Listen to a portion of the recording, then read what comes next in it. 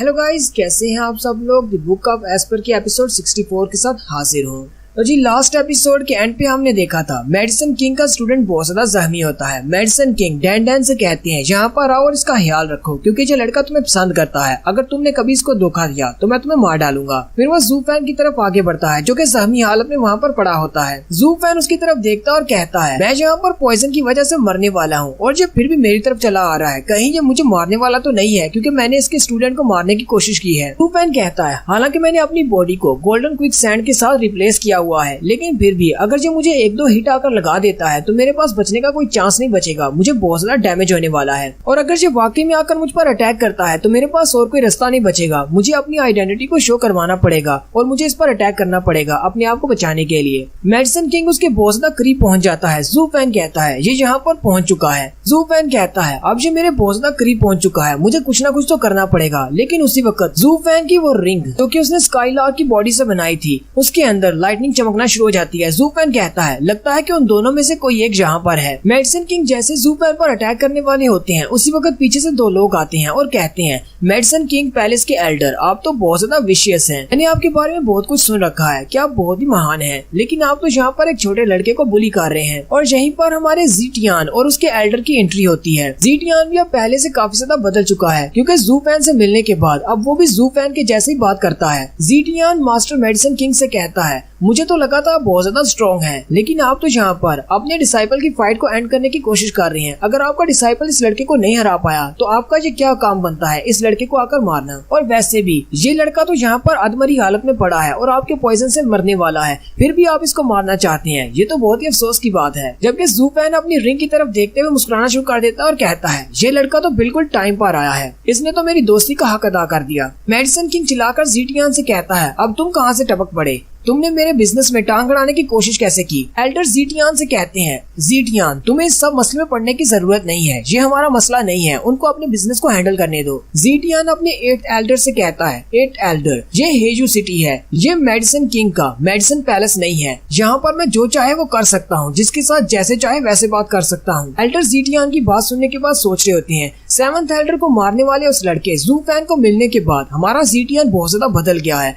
जहाँ भी कोई दिखाई देता है कि कोई बड़ा किसी छोटे पर जुल्म कर रहा है तो ये उसी वक्त आगे बढ़ जाता है, ये जस्टिस के लिए खड़ा हो जाता है। एल्डर काफी ज्यादा गुस्से में होते हैं और कहते हैं उस जू फैन के रास्ते पर चलना इसके लिए बिल्कुल भी आसान नहीं है क्योंकि जू फैन तो एल्डर को मारने के बाद गायब हो गया है, लेकिन तुम्हें जिन्हो मैंशन का लीडर बनना है, इसलिए तुम्हें जू फैन जैसा बनने की बिल्कुल भी जरूरत नहीं है। अच्छा चलो, अगर तुम्हें किसी नोबल फैमिली से पंगा लेना भी था तो किसी और नोबल फैमिली से लेते। पूरे हेजू टावर में तुम्हें सिर्फ यही बंदा मिला था मेडिसन किंग, जिससे तो 7 फैमिली वाले भी डरते हैं। एल्डर आगे बढ़ते हैं और मेडिसन किंग से कहते हैं मेरा नाम जियान सुई फेंग है और मैं जिन्हो मैंशन का 8th एल्डर हूँ और ये यंग मास्टर हमारे लीडर का बेटा है और होने वाला लीडर भी। मुझे पता है कि मेरे स्टूडेंट ने बहुत बड़ी गलती कर दी है आपके सामने बोलकर, इसलिए प्लीज इसको माफ कर दे क्योंकि ये बहुत ज्यादा यंग है और इसे नहीं पता कि ये किसके सामने और क्या बात कर रहा है। मेडिसन किंग उनकी तरफ देखता और कहता है तो तुम लोग जिन्हो मैंशन से हो, लेकिन तुम लोग तो इतने बोल्ड नहीं थे, तुम सब लोग तो बहुत ज्यादा वीक थे, तुम में इतनी हिम्मत कहाँ से आ गई कि मेरे सामने बोलना शुरू कर दिया। मेडिसन किंग जू फैन की तरफ देखता है और फिर उनसे कहता है चलो ठीक है, मैं जिन्हो मैंशन वालों की बात मान लेता हूँ और इस लड़के को छोड़ देता हूँ, मैं अपने डिसाइपल को लेकर यहाँ से जा रहा हूँ। और वैसे भी इस लड़के के बचने का कोई चांस नहीं है क्योंकि मेरे स्टूडेंट ने अपने पॉइजन से इस पर अटैक किया था और वो पॉइजन इसकी बॉडी के अंदर है, ये नहीं बच पाएगा। फिर मेडिसन किंग अपने स्टूडेंट की तरफ आगे बढ़ते हैं और डैन और अपने स्टूडेंट को लेकर वहाँ से उड़ जाते हैं। उन तीनों के वहाँ से चले जाने के बाद एल्डर एक लंबी सांस लेते हैं कि शुक्र है जो यहाँ से चला गया, जबकि ज़ीटियान काफी ज्यादा गुस्से में होता है और कहता है ये सारे एल्डर्स बहुत बड़े कमीने हैं, ये एक लड़के पर इस तरह जुल्म कैसे कर सकते हैं। ज़ाओवेन भागती हुई जू फैन के पास चली जाती है जबकि ज़ीटियान कहता है ये सारे रॉयल फैमिली वाले एक जैसे हैं, ये जहाँ भी किसी कमजोर को देखते हैं उस पर अटैक करते हैं, पता नहीं इन सभी को अकल कब आएगी। एल्डर ज़ीटियान के सर में पंच मारते हैं और कहते हैं बेवकूफ कहीं के, तुम्हें लगता है कि तुम जू फैन हो, तुम उसकी तरह बनने की कोशिश क्यों करती हो, तुम्हें लगता है कि तुम उसकी तरह हर सिचुएशन को हैंडल कर सकते हो, तुम इतने ज्यादा स्ट्रॉन्ग नहीं हो और उसकी तरह बनने का नाटक बंद करो। क्या तुम्हें जरा सा भी अंदाजा है कि ये मेडिसन किंग कितना ज्यादा स्ट्रॉन्ग है। ये योमिंग वैली के 7th एल्डर की तरह बिल्कुल भी नहीं है। 7th एल्डर को अपनी जीनियसनेस के लिए जाना जाता था, वो प्लान करके अटैक करता था, इसलिए अटैक करने से पहले वो सोचता था कि अटैक कैसे करना है। लेकिन जो मेडिसन किंग है ये अटैक करने से पहले सोचेगा नहीं, ना ही कोई प्लान बनाएगा। ये नहीं देखेगा कि तुम किसी 7 बड़ी फैमिली के यंग मास्टर हो, ये तुम पर अटैक करेगा और तुम्हें मार डालेगा। ज़ीटियान एल्डर से कहता है अच्छा ठीक है मैंने गलती कर दी, लेकिन कम से कम हमने इस लड़के को तो बचा लिया, अब वो यहाँ से जा चुका है। ज़ाओवैन भागती हुई ज़ीटियान के पास आ जाती है और रोते हुए उससे कहती है प्लीज हमारी हेल्प करो क्योंकि तुम लोग काफी ज्यादा अच्छे हो, मेरे ब्रदर सोंगजू को बचा लो, उसकी बॉडी के अंदर मेडिसिन किंग के स्टूडेंट का पॉइजन है, उसको निकालने में हमारी हेल्प करो। ज़ीटियान ज़ूफैन की तरफ देखता है और फिर अपने 8th एल्डर से कहता है 8th एल्डर क्या हम इस लड़के को बचा सकते हैं, क्या हम इसके लिए कुछ कर सकते हैं। 8th एल्डर उसे कहते हैं नहीं, हम लोग कुछ भी नहीं कर सकते क्योंकि मेडिसिन किंग के बनाए हुए पॉइजन इतने ज्यादा स्ट्रॉन्ग होते हैं कि कोई भी इनको अपनी बॉडी से निकाल नहीं सकता, और अगर इसे निकाल सकते होते तो फिर मेडिसिन किंग से डरने की क्या जरूरत थी। सारे लोग इससे डरते हैं इसी वजह से क्योंकि इसका पॉइजन बहुत ज्यादा खतरनाक है। एल्डर ज़ीटियान से कहते हैं हम लोग यहाँ पर वाइडेंट फेस्टिवल के लिए आए हैं, चलो यहाँ से जल्दी से चलते हैं, हम इस लड़के के लिए कुछ नहीं कर सकते। ज़ीटियान उस लड़की से कहता है मिस मैं इसके लिए कुछ नहीं कर सकता, मुझे माफ कर दो, लेकिन अब ये लड़का बच नहीं पाएगा, मैं तो बस इतना ही कहूंगा कि तुम जल्दी से इसके सदमे से रिकवर कर जाओ। फिर ज़ीटियान अपने एल्डर के साथ वहाँ से चला जाता है, जबकि ज़ाओवैन और टियानबा वहीं पर खड़े रोना शुरू कर देते हैं। टियानबा अपनी बहन से कहता है ब्रदर सोंग ने हमारे लिए अपनी जान दे दी क्योंकि वो हमारी वजह से फाइट कर रहा था, वो लड़का उस लड़की की वजह से आया था जो कि तुम्हें बुली कर रही थी। ब्रदर सोंग के मरने के बाद हम उसे यहीं पर हेजू सिटी में ही दफना देंगे और इसकी फैमिली आज से हमारी फैमिली होगी, हम इसकी फैमिली का ख्याल रखेंगे। ज़ाओवैन उसकी बातें सुनकर और भी ज्यादा रोना शुरू कर देती है, लेकिन उसी वक्त सिस्टर चूचू की वहाँ पर एंट्री होती है। सिस्टर चूचू उन दोनों से कहती है तुम दोनों इसकी बॉडी को हाथ नहीं लगा सकते, अगर तुम दोनों इसकी बॉडी को हाथ लगाओगे तो तुम दोनों की बॉडी के अंदर भी पॉइजन चला जाएगा क्योंकि इसकी बॉडी के अंदर 7 कलर वाला पॉइजन है। वो दोनों सिस्टर चूचू की बात सुनकर बहुत ज्यादा हैरान हो जाते हैं। ज़ाओवैन उसे कहती है तो फिर हम लोग क्या करेंगे, हम लोग ब्रदर सोंग की बॉडी को यहाँ पर ओपनली नहीं छोड़ सकते, इसकी बॉडी को तो जानवर खा जाएंगे, हमें इसे दफनाना तो होगा। सिस्टर चूचू आगे बढ़ती है और कहती है तुम इसे मेरे साथ छोड़ दो, मैं इसे अपने साथ ले जाती हूँ, ये अभी तक जिंदा है, मैं कोशिश करूंगी कि इसकी बॉडी के अंदर से ये पॉइजन निकाल सकूं। वो उसे अपनी पट्टियों में लपेट लेती है और लेकर वहाँ से उड़ जाती है। जब वो उसे लेकर जा रही होती है ज़ूफैन रास्ते में सोच रहा होता है एक ऐसा पॉइजन जिसे 7 रॉयल फैमिलीज वाले भी नहीं निकाल सकते, जिन्हों मेंशन वालों ने भी मना कर दिया कि वो भी इस पॉइजन का तोड़ नहीं निकाल सकते।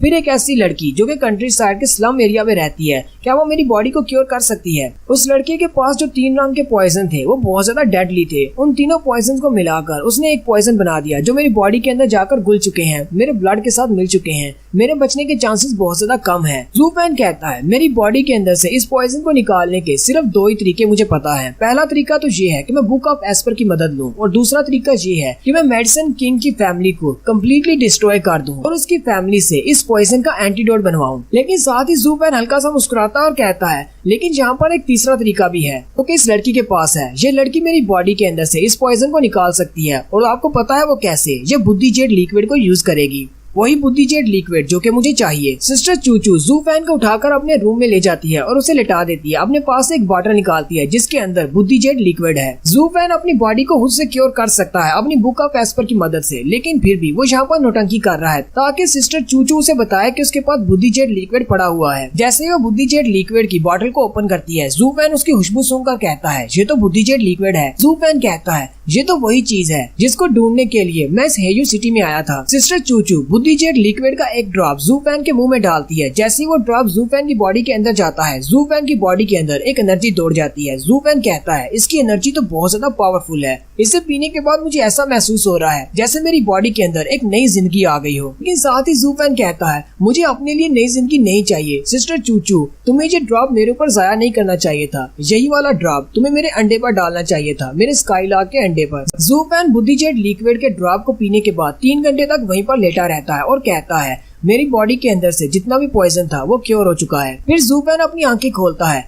चूचू उसे उठाकर बिठा देती है और फिर उसके पीछे बैठकर अपनी की पावर को उसकी बॉडी के अंदर इंसर्ट करती है ताकि वो उसकी बॉडी में जितना भी बचा हुआ पॉइजन है उसको निकाल सके। ज़ूफैन कहता है लगता है सिस्टर चूचू अपनी की पावर को यूज करते हुए मेरी बॉडी में जितना पॉइजन रह गया है उसको निकालने की कोशिश कर रही है। लेकिन अफसोस की बात तो ये है कि मैंने अपनी बॉडी के अंदर से पहले ही सारे पॉइजन को निकाल दिया हुआ है। हालांकि मुझे भी इस पॉइजन को अपने आप से निकालने में बहुत ज्यादा दिक्कत हुई थी। इसी वजह से सारी नोबल फैमिलीज वाले मेडिसिन किंग से बहुत ज्यादा डरते हैं क्योंकि इसका पॉइजन बहुत ज्यादा पावरफुल है। ज़ूफैन कहता है लगता है कि सिस्टर चूचू को मेडिसिन किंग पैलेस के पॉइजन के बारे में काफी कुछ पता है, इसीलिए तो ये मेरी बॉडी के अंदर से इस पॉइजन को निकालने की कोशिश कर रही है। ज़ूफैन कहता है अगर इसे मेरी बॉडी के अंदर वो पॉइजन ना मिला और इसे पता चल गया कि मैंने अपने आप को पहले से क्योर कर दिया है तो इसे तो पता चल जाएगा कि मैं इसे धोखा दे रहा हूँ, मुझे जल्दी से कुछ करना होगा। जू पेन उसकी की पावर को अपनी बॉडी में एब्जॉर्ब करना शुरू कर देता है, जिससे उसे ऐसा लगता है जैसे उसकी की पावर इसकी बॉडी में जा रही है और पॉइजन को रिमूव कर रही है। सिस्टर चूचू काफी देर तक अपनी एनर्जी को उसकी बॉडी में ट्रांसफर करती है और फिर एक लंबा सांस लेती है और उसे छोड़ देती है। जू पेन को फिर से वहीं पर लिटा देती है और कहती है कि मेडिसिन किंग पैलेस का पॉइजन तो हर बार एक नई वेरिएशन के साथ आता है। हालांकि एक स्टूडेंट ने पॉइजन को यूज किया है, फिर भी ये बहुत ज्यादा वियर्ड था। मुझे इसकी बॉडी से बचे हुए पॉइजन को निकालने के लिए बहुत ज्यादा मेहनत करना पड़ी। जबकि जू पेन जो कि सोने का नाटक कर रहा होता है, वो अंदर से सोच रहा होता है, हाँ तुम्हें मेहनत तो करना पड़ी होगी क्योंकि मैंने तुम्हारी सारी की सारी एनर्जी को अपनी बॉडी में एब्जॉर्ब कर लिया है और अपनी बॉडी का हिस्सा बना लिया है। तुम्हें तो इस बात का पता भी नहीं चला, तुम तो यही सोच रही थी जैसे तुम मेरी बॉडी से पॉइजन को रिमूव कर रही हो। और यहीं पर हमारी एपिसोड 64 का एंड होता है। एक्सप्लेनेशन अच्छी लगी हो तो कमेंट करके जरूर बताएं। चैनल को सब्सक्राइब कर दें, वीडियो को लाइक और शेयर कर दें। शुक्रिया।